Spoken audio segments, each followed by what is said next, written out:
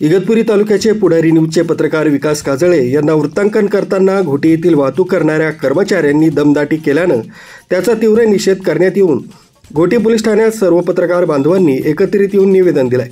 या प्रसंगी विकास काजळे यांनी आपला मनोगत व्यक्त केलाय। इगतपुरी तालुक्यातील अनेक भागांमध्ये अनेक प्रश्न आहेत आणि हे प्रश्न मिटवताना पत्रकार असतील, काही समाजसेवी संघटना असतील, या ज्यावेळेस वार्तांकन करत असतात किंवा मार्ग शोधण्याचा प्रयत्न करत असतात, अशा वेळेस तालुक्यातील कोणत्याही व्यक्तीने अशा वार्तांकन करताना कुणालाही धमकावू नये ही या माध्यमातून सर्वांना विनंती आहे। कारण कायदे इतके कडक झालेले आहेत की या कायद्यांच्या कचाट्यामध्ये कोणीही सापडू नये अशी आमची पत्रकारांची वैयक्तिक इच्छा आहे आणि कोणाचाही प्रश्न मांडण्यासाठी पत्रकार सदैव तालुक्यामध्ये हजर असतात।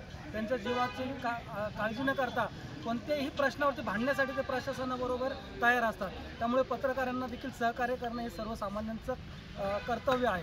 त्यामुळे कोणत्याही पत्रकारावरती हल्ला होणार नाही किंवा कोणत्याही पत्रकाराला धमकी देणं अशा प्रकारचे जर पुन्हा प्रकार घडले तर त्यावरती कायद्याने कारवाई करण्यात येईल असं सज्जड आवाहन आम्ही या माध्यमातून करत आहोत। राजू देवळेकर, न्यूज 7 मराठी, इगतपुरी।